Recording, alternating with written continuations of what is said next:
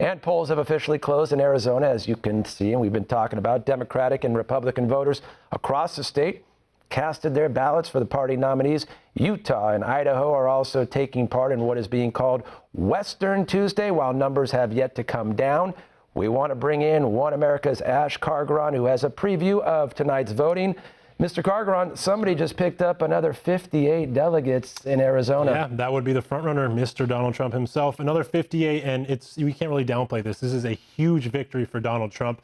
58 delegates. Even if Ted Cruz were to sweep Utah, he would only get 40 delegates. So Trump is going to push his lead by 18 as a minimum, but it's unlikely that Ted Cruz is going to win every single delegate in Utah. So Trump may get, an additional 6 to his 58, bringing that up to around 64. Let's check out the boards right here. 46 to 21 to 10. What we don't show you is that Marco Rubio is actually in third place in Arizona. Believe it or not, he's already dropped out, but Arizona has one of the longest early voting periods out of any state. And a lot of the early voters voted for Marco Rubio. So Rubio, if we had the board up right now, would be at 17% in front of John Kasich.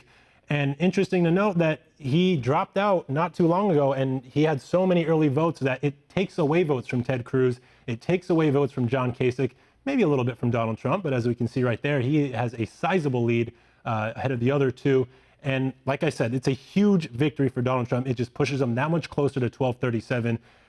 Ted Cruz, wasn't expected to do too well in Arizona. He kept it somewhat close. John Kasich, not so hot. Little known, or actually a fact that we got not too long ago, is that Ted Cruz actually has fewer votes than the combined candidates that dropped out of the race already. So a lot of the early voting had a lot to do with the results in Arizona. For the Democrats, Hillary Clinton pulls it out over Bernie Sanders. A huge win for Hillary, Mike, because she pushes her delegate lead as well, just like Donald Trump does. You can see 61 to 36 with 47% in. Clinton adding 80, not the full 85, but a proportion of that. And, even if Bernie Sanders were to win in Utah and Idaho, she would still have a sizable lead in tonight's voting, because Democrats don't have winner-take-all states. Republicans do. It's funny because, some Republican voters may want to have superdelegates to stop Donald Trump, while Democrats want to have winner-take-all, so Bernie can come back from this, sizable lead for Hillary Clinton. So in terms of Arizona, huge night for Donald Trump, huge night for Hillary Clinton.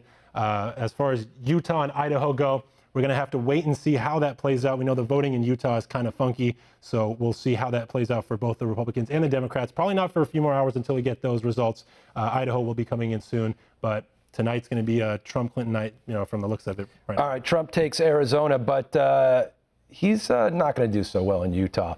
Projectedly, he's not going to do so well in Utah. Explain why.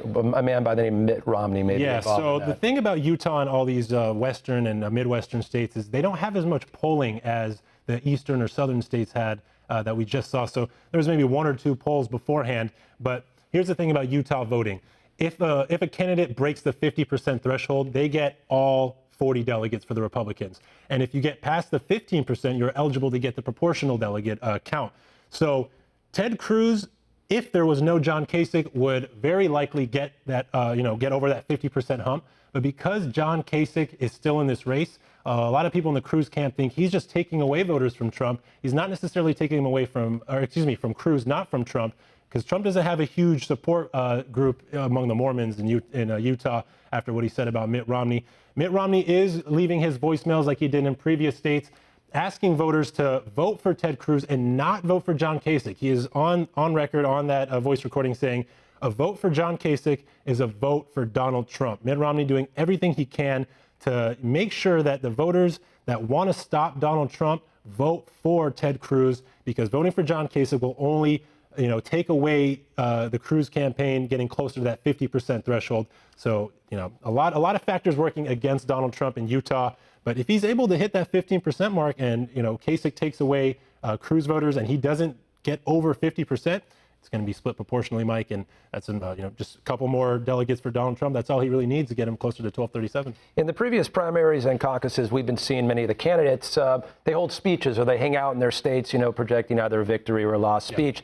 I noticed tonight you've got caucuses and primaries in Arizona, Idaho, and Utah, But a candidate like Bernie Sanders, he's down in San Diego, and he's pitched a tent down there at the convention center, and he's holding camp. Why isn't he in any of these states? Is he projecting? Is he looking forward to California? Yeah, so California is going to be the pot of gold, so to say, for Bernie Sanders. It's going to have the most delegates compared to the other states he has. He does have a lot of support in Western and some Midwestern states. He's got a lot of support in Washington and California, like you mentioned. He's likely going to do well in Idaho tonight. But Bernie Sanders is trying his best to hit the state that has the most delegates up for grabs, which is California. He is going to be campaigning in San Diego tonight. He's expected to be in other cities like LA later on. But Bernie Sanders, he realizes that he can't make up this deficit unless he does very well in California. Let's be honest here. He has to do well in every single state moving forward. He can't just squeak out victories or narrow defeats. He's got to crush Clinton in these western or northwestern states to make up that huge lead that she has. All right, One America's Ash Kargaran, thank you very much, and we will be checking back in with you throughout the evening.